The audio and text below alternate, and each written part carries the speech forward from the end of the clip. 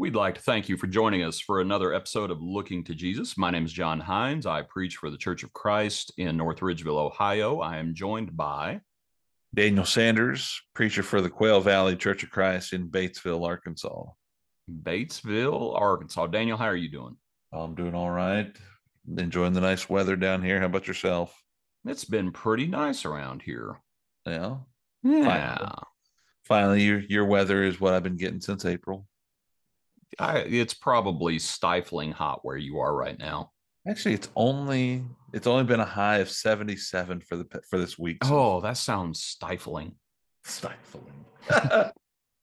All right. So last week we concluded our study of the seven churches of Asia and looked at that, and we made mention of what we are going to get into, and we're going to start talking about false doctrine. And I think what are we going to start with, Daniel? Starting with Pharisees. I think we're going into the Sadducees, and I can't remember what the third one was before we start looking at even more modern types of views. Okay, so for one thing, we're talking about false doctrine. Some people don't want to talk about doctrine, right? No. Right. And it's like it's a four-letter word. It's like, oh, you're a bunch of legalists. How would you answer that? Is it okay for us to actually look at people's doctrine? I think it is, because we have to understand it to a certain extent. We have to be careful about not being fully engrossed in it where we get away from serving God. But also it helps give us a better understanding of knowing people, what they're going through, and being able to help them in some sort of way, maybe see the bigger picture of things. So there's a good part of being able to examine some of this. And you mentioned that word legalist. If someone calls me a legalist, my response is thank you, because if I look at the general definition of a legalist is one who keeps the law. So yeah, if someone recognizes me and says, I think you're keeping God's word, well, thank you. Yeah, it actually matters. And I always, for those who think, doctrine is what's the big deal? Well, Jesus told the disciples, beware of the doctrine of the Pharisees. Yeah. And I mean, that's, I don't know what to tell folks. That's Matthew chapter 16, verse 12, when he tells them to beware of their leaven, and they didn't understand what he meant. And then he clarifies it, beware of the doctrine of the Pharisees. So we're going to talk about, okay, well, what was their doctrine? What were they teaching? What were they doing? Who were they? Who were they? So who are the Pharisees? Because they're not in the Old Testament, by the way, right? Right. Don't hear anything about that name until you get to the New Testament, which is, they're part of this Jewish persuasion of people. They're one of the multiple groups that we read of in the New Testament, where you read about the Pharisees. We're going to talk more about the Sadducees. You could even include Herodians as well as another group that they were Jewish people that were followers of Herod. Sadducees were the ones that that didn't believe in the resurrection. Pharisees were supposed to be the ones that were keepers of the law. Yeah. Well, so you just mentioned Sadducees. They had their own distinct doctrine. Yeah. And we'll talk about that next week. The Pharisees, they had their own doctrine. Did you by any chance, did you look up, or do you remember what the name Pharisee literally means? I did not. Literally means separatist. And here they are. They're the ones who are wanting to keep the law on a certain level. Yeah. They're actually wanting to. The Lord talks about they sit in Moses' seat. So on a certain level, here they are, the Herodians, the Sadducees, others, they're not real big on it. The Pharisees, they're real big on it. The scribes, They're real big on it. And so their name, separatists, what it literally means, that speaks to their doctrine. They were trying to set themselves apart. And on a certain level, because we're going to talk about their hypocrisy, but at least on the surface, they're trying to do what's right. Yeah. They're just getting it all wrong. It's getting all wrong, just looking at kind of forgetting about the bigger scope of everything, forgetting about God. Yeah. One of the things that we learn about the Pharisees is that they were the ones who were more notorious of trying to catch Jesus Right. at different points with his words, with his actions. I have a couple of points. Mark chapter 2, verse 24. Pharisees said to him, "Look, why do they not do what is not lawful on the Sabbath?" When it came to being able to pluck heads of grain, were they allowed to do that? The Pharisees were wanting to question Jesus, kind of catch him. Right. Mark chapter 3, some of his actions. Is it okay to do work on the Sabbath in healing a man? Why do you think they kept trying to catch him? Because Jesus was speaking against them. Yeah. And He was rebuking them and correcting them he's throughout pretty his teaching. popular. Yeah, yeah, and it goes against what they were wanting the prophesied Messiah to come and pretty much exalt them, is what it looks like as we look at the scripture, and that was not what Jesus came to do. And I'm mindful of, when he comes into Jerusalem, all the crowds are, praising him, following him. And isn't it the Pharisees at that time, they say the whole world has gone after him and they're filled with envy. And, Yeah, and and that's what it is. Like, okay, if you're interested in men's applause, like they were, and when men start praising somebody else, you're going to be jealous. yeah, yeah, John the Baptist had the right attitude. He must increase, I must decrease. The right. Pharisees, they weren't interested in decreasing. Well, I've seen, we have some certain numbers at times where you have, multiple thousand people following Right. Jesus. Right. We have the accounts of the feeding of the 3,000 and the 5,000, or 4,000 and 5,000. I'm sorry. So you got different amounts. Were they two different amounts of people? Could we say that maybe there was 9,000 There's a people? lot.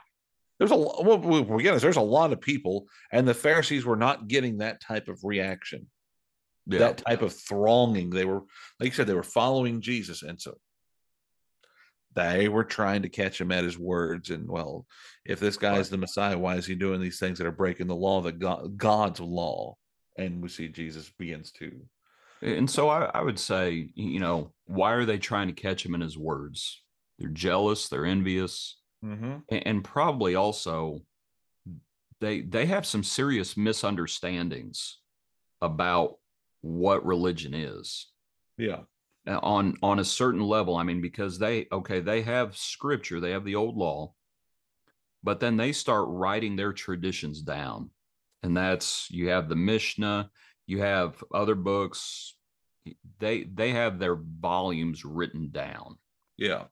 the traditions of the elders to help them keep the law. Right. But the problem was, so you have one book, and then you have however many 10 books, and then you have to have books helping to define those books. We getting away from the true source of Exactly. everything. You start Exactly. getting your own watered down version of, this is how it's supposed to be. Well, then it's like the old fishers, the old type of fisher story, where the guy caught that little minnow, his first fish, and by the time it kind of gets passed around to different things, it went from catching a little minnow to catching the fish that swallowed Jonah. He's in Yeah. that kind of fight. I mean, we just get away from the true source, Yeah. and so we can see where fables come in, or whatever it is. You It's know, not. do you think that's one reason when Jesus in the Sermon on the Mount, and he says, "I did not come to destroy the law; I came to fulfill it." And here they thought they were fulfilling it. Yeah. And I, his explanation is like, no, this is what fulfilling it actually looks like. right. It I think wasn't what they were doing. I think there's some pretty good truth to that and thought to that. So, who are some of the Pharisees we read about specifically in Scripture? I got two of them. One of them is Gamaliel. He was he was one at the time of Christ and the time after Christ where he was influential, a wise individual, a wise Pharisee. Acts chapter 5, verse 34. We get introduced to him when the apostles are uh, being held in trial, and they were trying to figure out how to punish him for preaching the name of Jesus. And it says here, then the one in the council stood up, a Pharisee named Gamaliel, a teacher of the law, held in respect by all the people, and commanded them to put the apostles aside for a little while. There's one of them. This was one that was a very notable person in this, and one of his students. Yeah, that's I kind of think, what he's known for, at least for Christians. yeah, one of his students is the one that we know most of, and that's the Apostle Paul. In Acts 22:3, Paul says, I was born in Tarsus of Cilicia, but brought up in this city at the feet of Gamaliel. So Gamaliel taught Paul, and then he said he taught according to the strictness of our father's law and was zealous toward God as you all are as of today. So I wanted to take that last phrase to show some of the Pharisees were doing they're doing everything just to be seen by men. Yes, That's not Saul of Tarsus. that's not Saul of Tarsus, and I don't think his feet of Gamaliel was not one of those individuals either. Yeah, Uh, and so not everybody. And some of the other Pharisees, Nicodemus was a Pharisee, according to John 3. Joseph of Arimathea was a Pharisee, and so you look at those individuals, and I just bring them up to say this: while all of the Pharisees, there were things they were going to have to let go of, yeah, namely their traditions, um, things like that. But not all of the Pharisees were, oh, it's just easy to overgeneralize and to say, oh, they're all horrible, wicked, and they don't care about serving God. When no, some of them were like that. Some of yeah. them were not interested in serving God. Some of them were only interested in men's applause. Saul of Tarsus did not care about men's applause. Um, Nicodemus, there is an element in his psyche where he comes to Jesus by night because he's worried about what his peers are going to think. But I don't think Nicodemus and Joseph of Arimathea, who's described as a good man, they are not the sort of fellas who, anyway, it's just easy to paint with a very wide paintbrush. And that while there were things they were going to need to let go of, traditions, things like that, they're trying to do what's right. Saul of Tarsus thought he was doing what was right. He says, I've lived in all good conscience before God to this day. He's wrong. He's wrong about what he had done. He was persecuting the church. But that verse there in Acts 22 says he was zealous towards God, just like they were. So anyway, so concerning the Pharisees, whether we're talking whatever the case may be, whether they're outright rebellious or whether they're just simply wrong as they hold on to certain doctrines, Yeah. traditions. So what was their concern? Were they keeping the law, or was it something else? So where do you want to look? What passage do we want to look at? Well, I had Mark chapter 7, verses Okay. 1 down to verse 3 Okay. as kind of one of the big launching points for me looking at this, because we see, Jesus really talks about uh rebukes them for for where they put their alliance in, or what they put their trust and faith in. Mark chapter 7, verse 1 down to verse 13. And you could really go down to verse 23, but I think verse 13 uh, is the gist of it, where we see the interaction between the the Pharisees and Jesus over the point of washing. Okay. Let, And let me Jesus, let me read a little bit and then let's yeah, comment on it. Verse 1. Then the Pharisees and some of the scribes came together to him, having come from Jerusalem.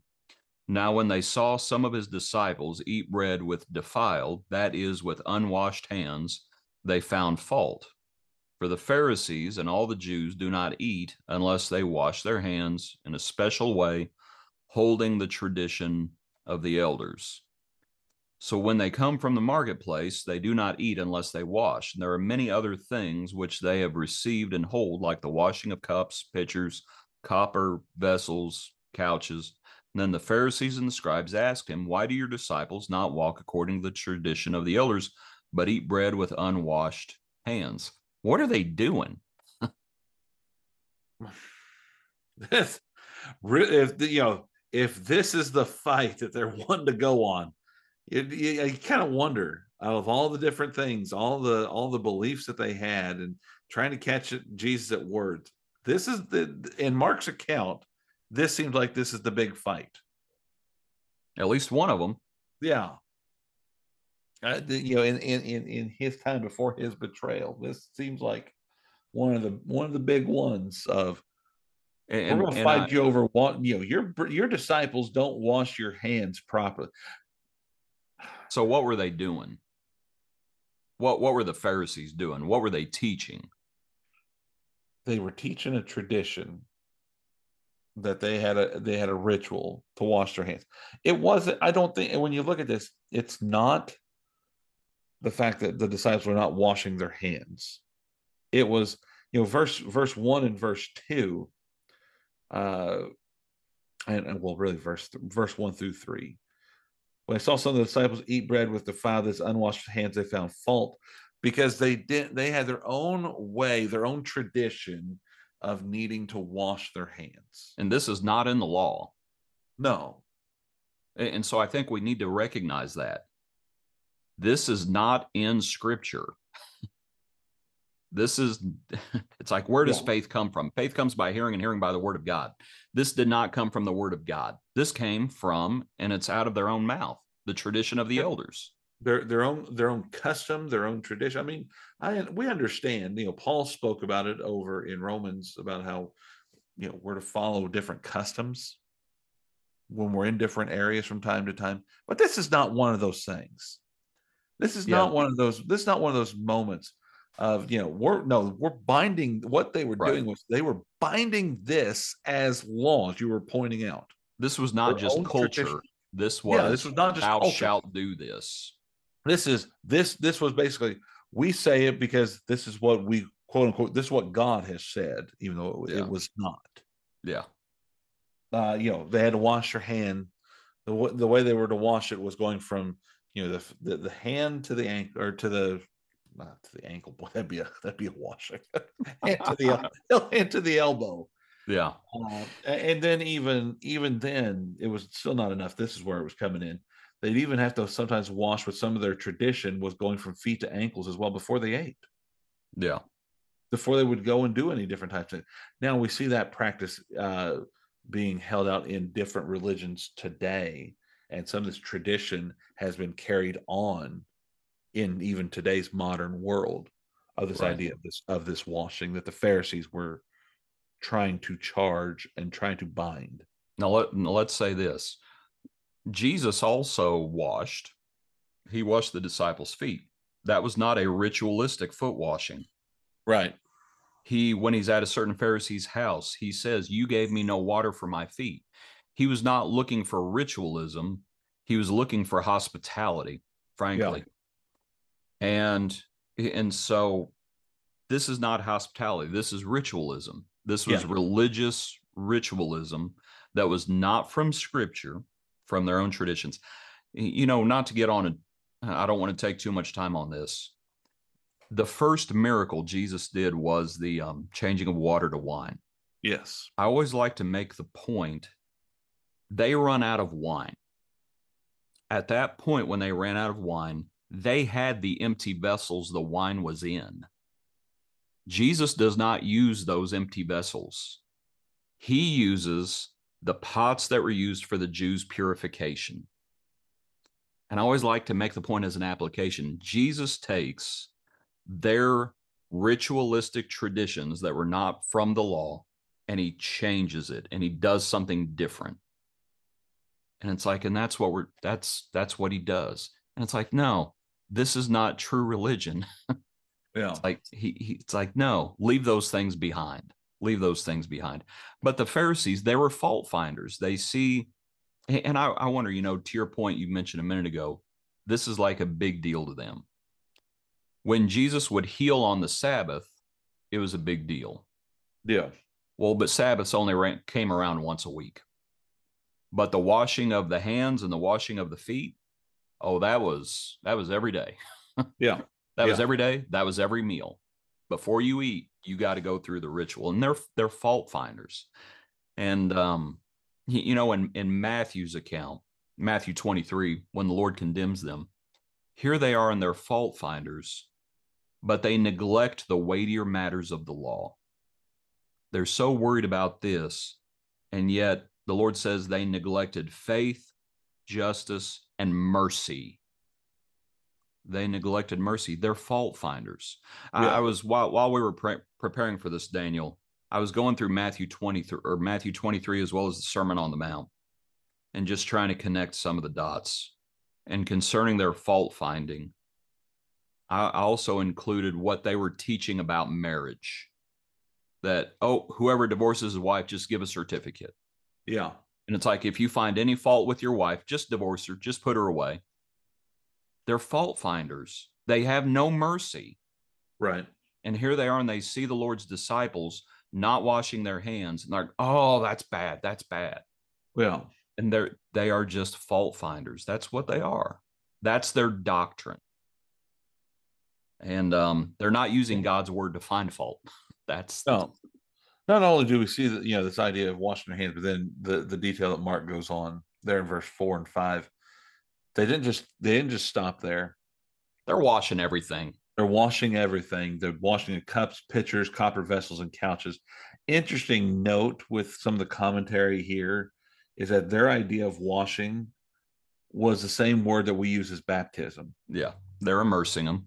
They are immersing, they are burying these things Right. in the water in order to be able to wash each of these different things. They weren't just sprinkling them. No, they weren't just sprinkling. They weren't just, just getting something to wipe down. Or I mean, they were burying these things to clean these things. But as we look at this, after they mention all this stuff, then here's the Pharisees, here's the scribes coming. Yep. Why do your disciples not walk? And notice what it says here, according to the tradition of the elders. Right. Goes back to as we look at this, Mark is revealing these people are admitting this is a tradition of the elders. Yep. They've already pigeonholed themselves to a certain point. Why do they not walk around the tradition, but eat bread with unwashed hands? That is the extent of their authority. Yeah. The tradition of the elders. There it is. Verse 6, he answered and said to them, well did Isaiah prophesy of you hypocrites, as it is written, this people honors me with their lips, but their heart is far from me, and in vain they worship me, teaching as doctrines the commandments of men. For laying aside the commandment of God, you hold the tradition of men, the washing of pitchers and cups, and many other such things you do. He said to them, all too well, you reject the commandment of God that you may keep your tradition.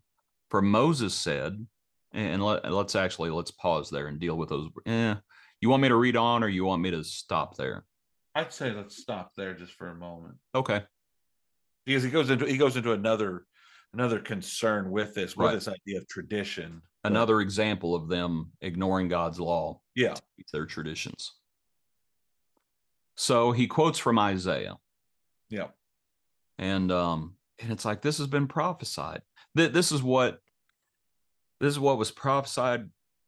This is what God's people had done for a long time, Old Testament and New Testament. Yeah. And it's like, they need to come back to the Lord. That's what they need to do. So this picture of they honor me with their lips, but their heart was far from God. That is the overall problem, right? Yeah. They say it with their mouth. I'm a follower of God. I am a Pharisee. I'm a follower. Therefore, because I'm a follower of God, again, Gamaliel, Nicodemus, Joseph of Arimathea, Paul. I mean, Paul's not really in the picture yet, but These are all prominent men. These are all They people are that are, separatists. They're saying we are holy. We're the holy ones. yes, but the heart, Yeah. you know, as it's far from. I compare it to the idea, the idea of eye service. Colossians 3:22 says, "Bondservants, obey your master in all things to the flesh, not with eye service, not as men pleasers, but in sincerity of heart, fearing God." That idea of not doing it with just eye service, we do it with our mouth, but we also do it with sincerity. The servants were to listen to the master, follow through, not just please the master, but show it in all aspects of everything. God wants us in a similar way to be able to do this. The Pharisees were just, we want to do it for the show, kind of leading up to what we've talked about so far. They're doing things to be able to get the approval, the exhortation from men that yes, we recognize these people, but really they're not following God. We're Can I followers of ask a God, but we're question? just doing it in name only. Can I Faith ask a only. question? Sure. And I didn't warn you beforehand because I Okay. didn't have the question beforehand. So the account that I referenced a minute ago, the changing the water to wine. Yeah. And so that account, which is John chapter 2, and the vessels that the Lord uses, this is John 2, verse 6. Now there were set there 6 water pots of stone according to the manner of purification of the Jews, containing 20 or 30 gallons apiece. Why did the Lord not condemn those in John chapter 2? You have any thoughts on that? Why When did the Lord not say, don't do that? And my thought is, for one thing, that's real early in his ministry. It's just barely starting at that point. It's one thing. It's one thing to do it. It's another thing to bind it. And the yeah, Pharisees were binders. yeah, And it's like, okay, if you want to, just for example, if you want to keep the Sabbath, keep the Sabbath, yeah, but you don't get to bind it. You want to circumcise your child in the flesh? Okay, circumcision, that's fine. Neither circumcision nor uncircumcision avails anything, but don't bind it. And there are a lot of things that they were doing that on the surface, like, well, you're not hurting anything. You know, yeah. if as long as it's between you and the Lord, it's like, okay, this is your personal tradition. That's one thing. But you're gonna blame the Lord's disciples for not doing it. That's the problem. That you're gonna start binding what God has not bound. And that's what you don't get to do. Right. Anyway, I was just thinking about that. Because again, they are teaching as doctrine the Yeah. commandments of men. They are teaching it as authority. Yeah, We're talking about this they're not idea just of, doing it, they're teaching it. yeah, they're teaching it, and that kind of leads into some of this. They're, again, what's all going on here in Mark chapter 7. We read up to verse 9 so far. Yeah. Not only do they honor me with their they just honor me with their lips, but their hearts, their worship is empty. Do you think part of the problem, again, going back to the Sermon on the Mount to kind of connect dots, Yeah. you know, in the Sermon on the Mount, and it's like, you know, you've heard it said, do not murder. And I say, do not be angry with your brother without a cause. You've heard it said, do not commit adultery. I say, do not lust after a woman. Their religion, their doctrine was so focused on the outward. And it's like they were never getting to the root of the issues. Yeah. I mean, here they are. They're all worried about ritualistic hand washing. Yeah. And it's like, what about washing your heart? Right. Right. And that's what the Lord's going to deal with here in a little bit when he's talking about what defiles man. And I'll say right now, even the disciples, and there's going to be a conversation about Corbin, but then he's going to talk about what defiles a man. And it's not what goes into the mouth. And the disciples, when they go into the house, the disciples say, can you clarify that? Because now he is talking about, because according to the law, what was it that was clean and unclean?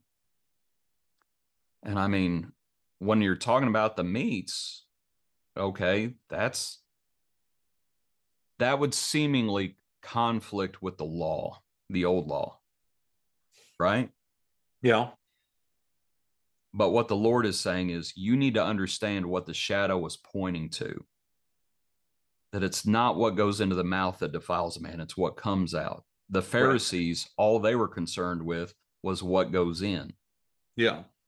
And it's like they're neglecting the weightier matters of the law: faith, mercy, justice. Luke also adds the love of God. They didn't love the Lord. Yeah. A lot of They them did. did, not all of them, but a lot of them did not love God. They did not. They did not. And we see the reciprocating effects of that, of, Yeah. again, their worship is in vain. They're arguing over they've laid aside the commandment of God to hold the tradition of the elders or the tradition of men, the washing of pitchers and cups. You're holding this as the pedestal of everything, not Right. God's matter, not God's word. As you point out, not the weightier matters. They're worried about these other small things that have no value of anything. And so, all too well, you reject the commandment of God that you may keep your tradition. You have the value. Your heart is not right. Therefore, everything is showing because of that. It's again, it's an incredible amount of thought that applies to us today, where if we don't have our heart right with things, it shows. It shows in so many different Right. things. If we are not keeping ourselves pure, if we're not keeping ourselves in obedience to God's will, it shows, whether it's how we worship and what we say and what we teach, what our you know what our traditions are. I'm going to use this one. Just bear with me just for a moment. Where I Bearing. was one place I was preaching at was we had glass cups for the communion. Fancy. Yeah, yeah. Somebody had bought those, and so they used them. Well, we were there, and I finally said, you have to clean those things. You know how hard it is to clean those little individual cups when you have about 100 of them, and you can't run them through the dishwasher because they're just going to fall out of the dishwasher and just go everywhere all over the dishwasher You next to use those the heat things, and they're going world's, to crack. you have to use the world's tiniest dish brush. Pretty Very, much very small. Just two bristles. Just two a bristles. Q-tip, basically. But here it was.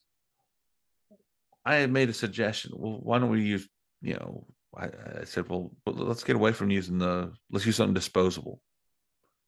And it was the uproar that I got from a couple of people, and it's like, oh, but we need the glass cups. It's what this is something also.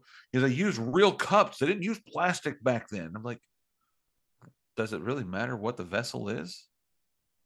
Oh, but it did to them. It did to a couple because they were the ones that bought them. And it's And like, I, well, we've been doing this since 1977, and I'm just like, okay, what is a tradition? Why do we have to hold? Why is this our point of what we're going to put our foot down on? What about could it be, make sure that we're preaching and teaching God's word truthfully, rightfully divine it? Should that not be it? Should not be focused on getting to heaven? Should not be, no, we're going to put our foot down on this one because this is our tradition.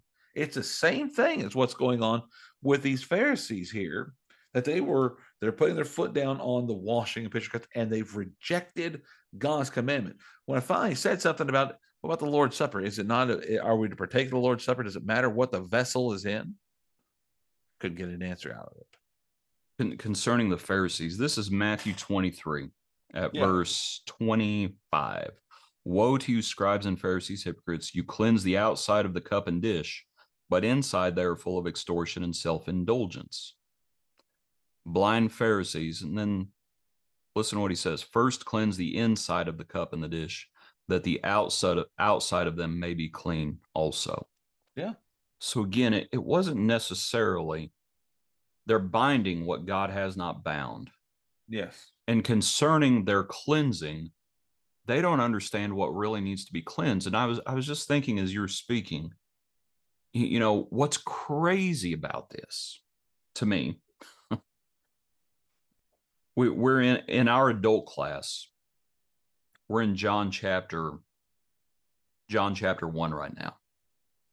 And when John the Baptist first comes and he's baptizing, and they come and they say, "Who are you?"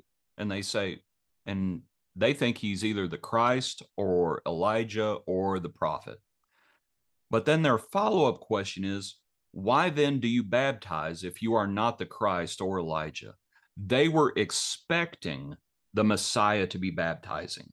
Baptism was not a new concept. The washings were not a new concept. The Pharisees knew all about the washings, and yet who was not baptized by John the Baptist? It's the Pharisees. The Pharisees were not baptized. They were not dipped. They were not cleansed. They're so busy cleaning their dishes, their utensils, their hands, their feet, but they themselves would not be dipped. They wouldn't do it. Right. And it's like, and the Lord's like, you're unclean, right? I mean, basically, it's like they're unclean. They're holding to their tradition instead of God's commandments. And then we get into the Corban, right? Where are we at? We're in Mark. What is it? Mark 7. Mark 7. Let me read on. I'm ranting too much, Daniel. Mark 7. Yeah. Verse 10 says, all too well you reject the commandment of God that you may hold your tradition. For Moses said, honor your father and your mother, and he who curses father or mother, let him be put to death. But you say, if a man says to his father or mother, whatever profit you might have received from me is Corban, that is a gift to God, then you no longer let him do anything for his father or his mother, making the word of God no effect through your tradition, which you have handed down, and many such things. And that idea again, many such things. This is not meant to be an exhaustive list. Many such things you do. Yeah, it's kind of that last part there, that many such things. It reminds me of Galatians chapter 5 Yeah. and the like. And the like. And the like. You got to make applications. They're, okay, they're doing things. Here it is. Here's God's law.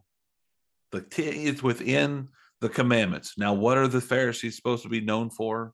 Not only the separatists, but they are keepers of the law. So they know sit in Moses' seat. The law. They know the law. And what's chiseled on stone? What's chiseled on the stones, on the tablets twice, because the first one's broke. Honor thy father and mother. Honor thy father and mother. There it is. It's in the law. Have it recognized, Deuteronomy 5:16 being one of those points. But here's what they say. Whatever profit you give, if your parents are needing some assistance, whose responsibility was it? It's supposed to be the children. Supposed to be the children's responsibility. If parents were in need, gifts would be called Corban instead. So that's for those who don't understand. That way they could keep those for themselves and not be given to the parents. They were saying, if you've dedicated money towards the temple, yes, that alleviates your responsibility towards your parents. I went and helped the temple, therefore you can't have it. And that money in this situation was, where was it going to in the temple? Whose hands was getting on it? Right. The Pharisees. And that's what the Pharisees are described as, lovers of money. Yeah. So when you start thinking about their doctrine, and this was their tradition as well, and their tradition, so their tradition, because I don't think you would say their doctrine was to love money. Yeah. But because they loved money, they developed that doctrine. Yeah. Of Corban. Doctrine was tied in with their desires. And so here they are. It's like, man, they're fault finders. They love money. Concerning the Corban, I'll quickly say this, Daniel. I think it's interesting. So what they were saying was the temple comes first before your parents. Yeah. Again, the Sermon on the Mount. The Lord says, if you come to the altar and you remember your brother has something against you, leave your gift at the altar and go be reconciled to him. And to look at both accounts, I think it's interesting that basically what God is saying is your relationship with others, with your brethren, and your relationship with your father and mother, if those are not what they should be, that nullifies any worship you do to me. Yeah. If you're not taking care of your parents and you're, and I was trying to think, It goes what jumping ahead with everything to Mark chapter 12. The law, the laws that were given for us is to love God with everything, and the second like it is to love your neighbors yourself. That would be anybody else. but I guess my point is this, that God recognized, I'm putting this badly, or in this case, I'm stuttering badly. It would be easy to say, well, the temple comes first because God comes first and your parents come second. And it's like, nope, God says your responsibility, you need to take care of your parents. Yeah. And if you don't take care of your parents, you're not putting me first. Right. If you come and you bring your gift to the altar and you have a problem with your brother, I'll wait. I'll wait on your gift. You leave your gift here. I'll wait. I'm fine. I don't need that gift, is what God's saying. It's like, I'm not worshiped by men's hands as though I need anything. God doesn't need anything. Your brethren need reconciliation, and your parents need cared for. Mm-hmm. So don't, and I'm just saying, I can easily see why the Pharisees were saying this, because they would say, well, the temple comes first. Don't worry about your mom and dad. And God says, you need to be real careful, Yeah. because they were not, by not caring for their mother and father, They were violating God's word, they were his law. violating God's law by their tradition. Exactly. Then that goes So into their verse 25 or 26 and or 27, 28 of Matthew 23. Woe to you, scribes and Pharisees, hypocrites, for you are like whitewashed tombs, which indeed appear beautiful outwardly, but inside are full of dead men's bones and all uncleanness. For even so, you outwardly appear righteous to men, but inside you're full of hypocrisy and lawlessness. They were not listening to and abiding in God's word. They want to make the appearance of everything by holding fast. The temple comes first. We want to make sure that the temple's taken care of. That kind of gives us our proceeds as well with everything. But really, when you do something like that, you are full of hypocrisy. You're full of lawlessness. You're without law. You're without God. And there were consequences for such things, being lost, being decrepit on the inside, and being corrupt. this is verses 14 and 15. The Lord says to them, when he called all the multitude to himself, he said to them, hear me, everyone, and understand. There is nothing that enters a man from outside which can defile him, but the things which come out of him, these are the things that defile a man. If anyone has ears to hear, let him hear. And Which like I goes, said, the disciples, they don't understand. And he's going to have to, you know, he's going to have to get them, go slow with them and try to help them to understand yeah, this concept, because they're all concerned about uncleanness, but they're just concerned outwardly. yeah, yeah, And just for time's sake, the chapter that's all about the woe to the Pharisees is Matthew 23. correct. And I know in your notes you have that. And just for time's sake, again, this is their doctrine, either overtly or covertly. This is what they're doing. And because of their own, what was the word you just used? Decrepit. Yeah, yeah. What's the It's an adjective. What's the noun of decrepit? Decrepitudity. How many use decrepitudity? Okay. Because of their own decrepitness, it was, you just go through Matthew 23 and this is just a quick list. They were hearers and not doers, right? They sit in Moses' seat. They would bind burdens and not push them with one finger. So they're hearers, but they're not doers. Now, was that their doctrine? I don't know, but I think it was affecting what they were teaching. Yeah. They did all their things to be seen by men. They loved to be called rabbi. They loved the recognition. Are there still preachers who love recognition? Oh, Oh yeah. They were exclusionary by their own doctrine, by their own ideas. You know, he says, those who are entering, you do not let in. They wanted no part of the tax collectors and the harlots who are repenting. They wanted no part of them. Their own ideas, not God's law, not God's law, their own traditions, their own ideas were excluding others. They loved money. One of the things that's mentioned in Matthew 23 is they travel land and sea to win one proselyte.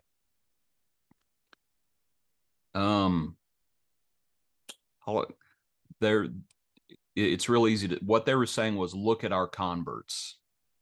Look at yeah. how many people we're baptizing.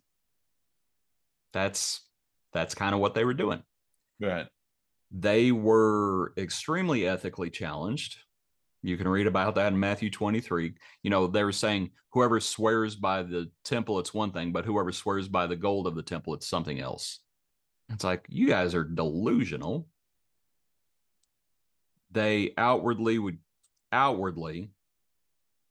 they would keep the law on a certain level, but inwardly, foundational issues, right? You have that Yeah. idea. They would strain a gnat, swallow a camel, and they were neglecting the weightier matters of the law. That chapter basically somewhat concludes. Jesus laments over Jerusalem, but before he does, it's where he condemns them because they would adorn the tombs of their, how does he put it? They would adorn the tombs of the prophets, and they would say, if we had lived in the days of our fathers, we would not have been partakers with them in the blood of the prophets. And that's where the Lord says they needed to fulfill the measure of their father's guilt. And I think what the Lord is saying is those prophets in the Old Testament who were righteous, they were killed. Yeah. They were persecuted and they were killed by their brethren. And these same Jews are about to kill the Messiah. And this is what the Pharisees did out of envy. Not all of them. Like I said, there's the Joseph of Arimathea, there's the Nicodemus. Not everyone was consenting to their deeds. But for those who are absolutely twisted, they condemned the guiltless.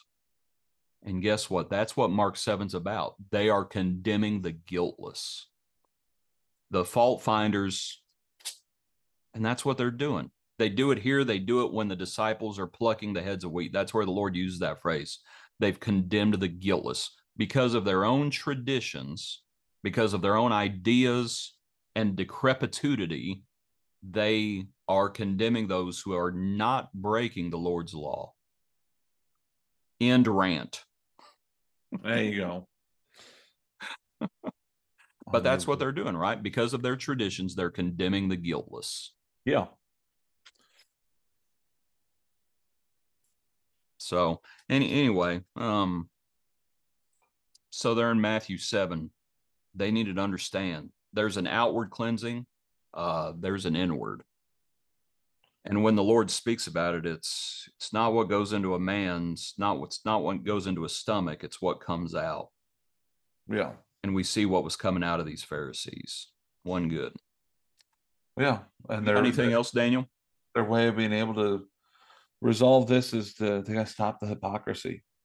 They Yeah. had to stop the hypocrisy of not cleaning themselves, purifying themselves properly, and understand that God trumps traditions. God is greater than the traditions. in this life. We want to enter into heaven. It's not based on the tradition of man or the elders. It's based upon the commands and the will of God. And if we can have that understanding, it's basically that understanding they were going to, life was going to be a little bit easier for them and being able to understand things and getting themselves corrected. But Right. the rejection of God, they still held, so many of them still held fast the tradition of the elders over God. Daniel, I'm thinking about doing a sermon. Maybe this Sunday, we'll see. I'd have to look it up. Not my sermon, but you have the old law, Yeah. and then you have the Mishnah, and I can't remember how many books that would include. And then they had, and I can't remember if I'm remembering the names right. They're Hebrew names.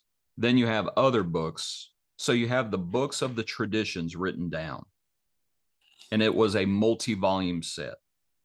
And then you had a larger multi-volume set that had to explain the traditions. So you have these, however many volumes it is. I was thinking about what the Lord said, "Come to me, all you who are weary and heavy laden, find rest for your souls. Take my yoke upon you and learn from me. My burden is easy." And that you simply follow scripture. It's not that complicated. Yeah. We make things more complicated for us, getting We're, no we're, further. we're not following a 30 volume set. Right. We're not even following the old law. Yeah. We're following the new covenant. And it's like, man, it is so simple, but people want to portray it as so hard. Yeah. It's like, it is not that hard. People think it's impossible to be a faithful Christian. They want to portray it as it's just so impossible to be a faithful Christian. It's like, it is not impossible to love the Lord and love your neighbor as yourself. It's not. It's like saying it's impossible to be a faithful husband. It's not impossible. It's It's not definitely. impossible to be a faithful husband. It's not impossible to be a faithful employee. It's not impossible to be a faithful citizen, whatever country you live in. And it's not impossible to be a faithful Christian. That's right. It's like, what is hard about the Lord's Supper, singing, giving, praying, and listening to God's word? What is so hard about that? It's not. It's not. But we I don't believe you. I think we need book after book after book to tell us how to do that. yeah. It's like, no, it is simple. And the Lord meant it to be simple. And I'm ranting again. I That's good. apologize. You're fine. You're fine. Rant over. The Lord doesn't want us to be, in that sense, Pharisees. yeah. He wants us to be Christians. He We wants don't us to follow take his word. traditions, we follow Christ. Yeah. No, So, that's absolutely right. I'd like to close out our discussion today with a verse. I don't have it on my notes over here, okay. but it's 2 Timothy 2:15. Be diligent to present yourself approved to God, a worker who does not need to be ashamed, rightly dividing the word of Right. truth. Yep. There it's laid out for us. We take God's word. We want to be approved to God. We want to be noted. We want God to be able to exalt us in the end, not be exalted by men. We want to be approved to God. We need to rightly divide his word. We need to be a worker, not needing to be ashamed, but rightly dividing the word of truth. Take God's word, understand it, apply Yep. it, and give time to that first. And we can do that. That be it. We can do that. We can. So appreciate you, Daniel. Appreciate it as well. Yep. Hope this study was helpful for folks. I'll say this also, Daniel. I meant to say it earlier. Sometimes people think that it's that labels are wrong. Sometimes we'll talk about denominations like we're going to talk about in future studies. And I don't know if you've ever heard it. I've heard it. I know other preachers have heard it. It's like, well, you shouldn't label people. The Lord says, "Woe unto you, Pharisees." He called them what they called themselves. And what they called themselves was based on their doctrine. They were separatists. And that's okay. The Lord did it. The Lord did it. And so it helps to understand when we call ourselves Christians, what does that mean? It's like we follow the Lord. Yeah. These folks called themselves Pharisees. Other folks called themselves Sadducees. Other folks called themselves Herodians. They labeled themselves, and the Lord called them what they called themselves. That's okay. That's okay. False doctrine, though. Yeah. So, anyway, appreciate it. Hope this has been helpful for our listeners. We appreciate you tuning in, studying along with us. If anyone ever has any questions, comments, anything like that, leave them in the comment section and we will be happy to address them. Daniel, take care of yourself. Thank you. You do the same. All right. Appreciate everyone. Hope you tune in next week for another episode of Looking to Jesus. Thank you.